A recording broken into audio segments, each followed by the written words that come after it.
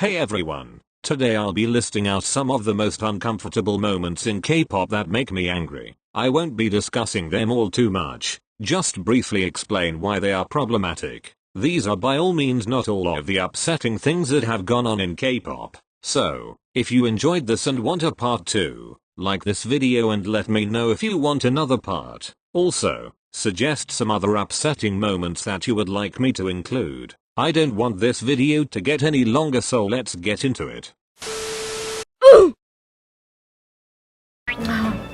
미니션들 보고 있어.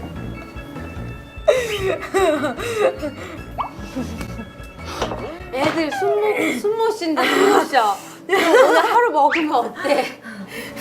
This may not be a big deal since K-pop fans are so used to diet culture and body shaming, but just the fact that this was supposed to be a fun trip for Wendy to hang out with her senior and role model, but instead she was publicly shamed and monitored due to her weight. It's so unnecessary, especially since it was a filmed instance and they could have just let her be since it was a one-time thing.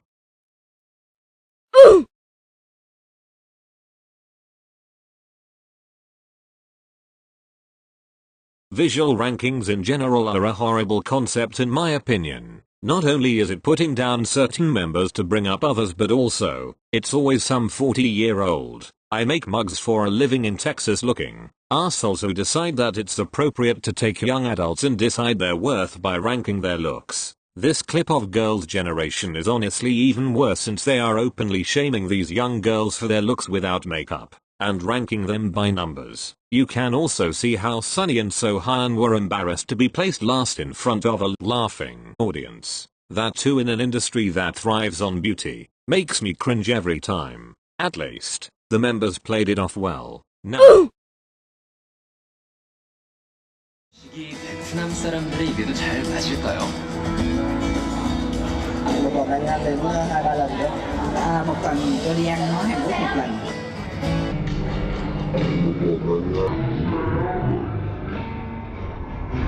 Now, a lot of people don't understand why this was a problem. Some even go as far as saying that Irene overreacted, but let me tell you something. In Korea, touching someone, especially when you don't know them well and without consent, is a huge no. Also, Irene is one of those idols who is preyed upon so damn much by every male being in K-pop that it is understandable for her to be creeped out and scared. Especially by someone who has lyrics like these.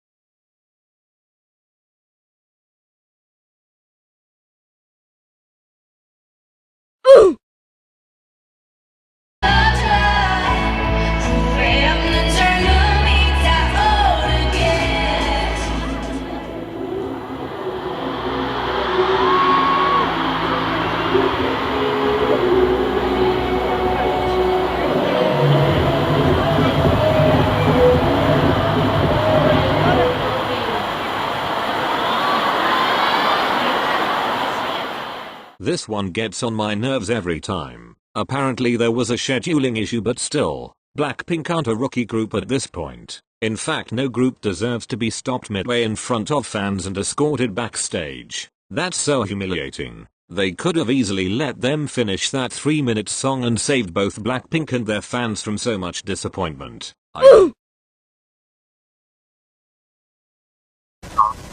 right. So I have to ask you, but I don't know if you know anything about this. Apparently, over the weekend, the President of the United States was having a big rally, and he thought 1 million people were going to show up, but a lot of K-pop fans have said they actually got the tickets and, you know, faked out the president. Do you know anything about that whole movement about TikTok users and K-pop fans getting those tickets for President Trump's rally and then not showing up?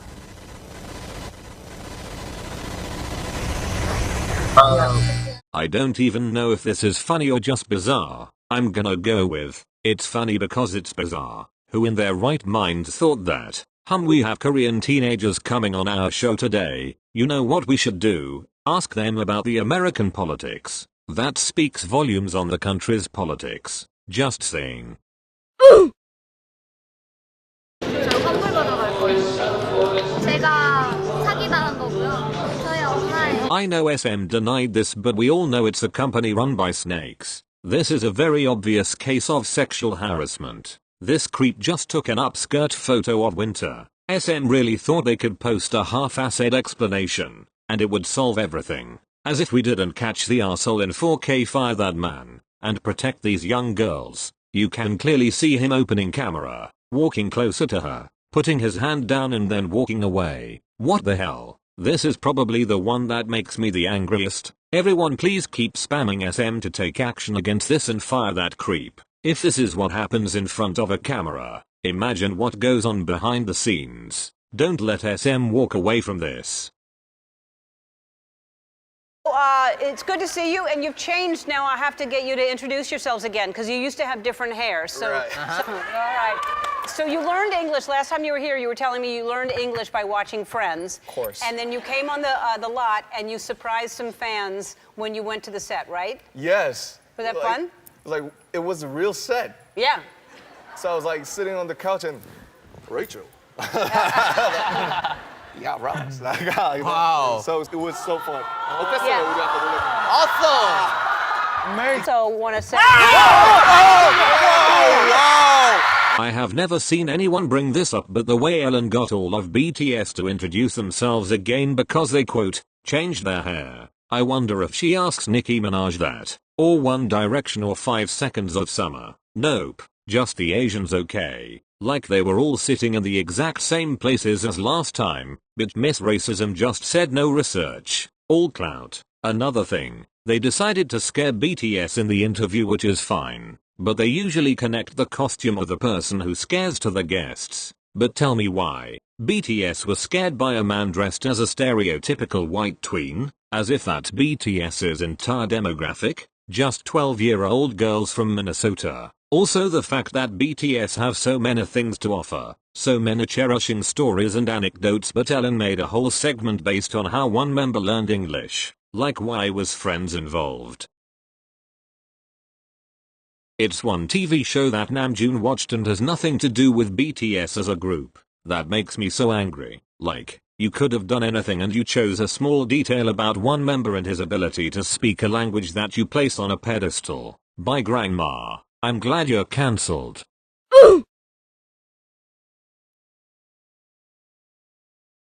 제가 정말 두 분의 굉장한 팬이라서 도니 앤 콘이라고 곡을 써왔어요. 제가. 맞아. 저도요? 우리 근데 진짜- 다 썼는데 지금? 굉장히 팬이라서 진짜 그럼 도니 앤 콘이 지금 들어볼 수 있어요? 들어보시죠. 그래, 한번 들어보자. 네. 긴장되네요. 정말 좋아하시는 분 같아서. 그분 노래인데 마음에 안 드시나요? 아니 근데 정말 잘 만들었어요. 잘 만들었는데 이번 저희 스타일은 아니에요. 저희 컨셉하고는 좀 안 맞아요. 개인 솔로곡으로는 정말 하고 싶을 정도로 느낌이 좋네요. 개인 그럼 솔로곡으로 드릴게요. 아니 근데 왜 꼭 영업하려고 왜 이렇게 영업하려고 그래? 누가야? 싫다잖아. 왜 이렇게 영업하려고 그래? 형님은 트래피트 쏘는 게 많은데 네. 우리 스타일 안 맞아가지고 못 쓰는 게 많아요. 자, 어쨌든 오늘 할 게 많습니다. The fact that they straight up rejected a song Yoongi made for them as a gift. Like, look how sad he looked. It breaks my heart every time. Do you all know how long it takes to compose a track? Also, the multiple times that they have insulted BTS, saying things like, what were your names again, making fun of their stage names, dismissing their talents, making fun of their outfits and just overall dissing them throughout because they weren't big shots then. I'm really glad they never got a chance to interview BTS in their prime. The boys deserve so much better. Moving on.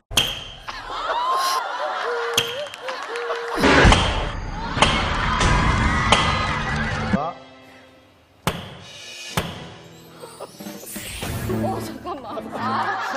자, 에이피크 화이팅! 화이팅! 자, 에이피크 화이팅! 화이팅! 에이피크와 함께 다음 코너로 고고고!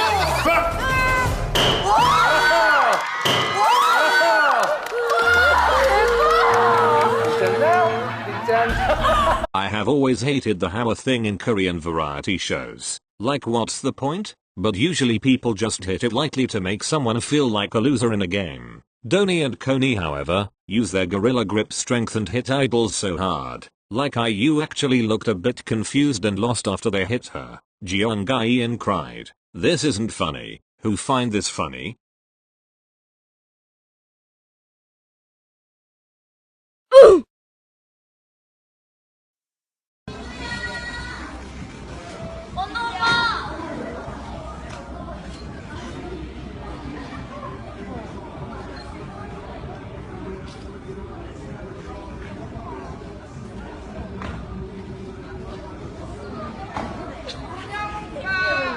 Tell me why some random fans think they have any authority to behave like this. Know your place. You are a tiny dot in a stadium full of other people. You have no right to show someone this attitude. You don't deserve special treatment. International fans would have sold a kidney to be in your place and you decide to be a whiny child.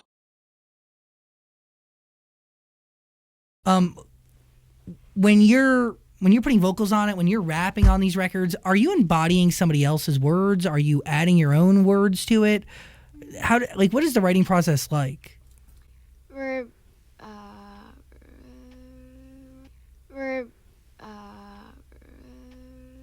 given with the lyrics, right? Yeah, like our producer You work always with them gets on to that. get the best. We would sit in the couch in the lines. back, and he would Yeah. just be inspired. And Yeah. write on his phone, on the computer. Yeah, And then you embody the lyrics, or you Yeah. embody the verses? basically.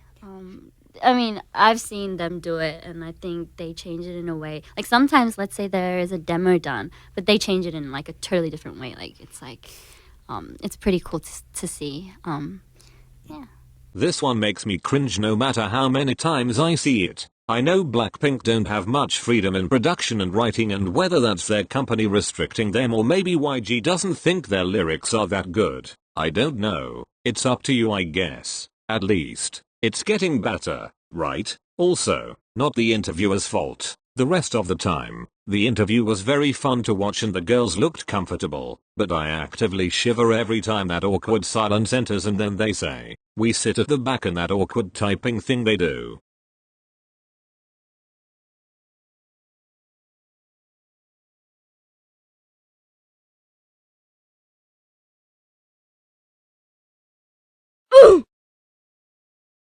Your English is very good.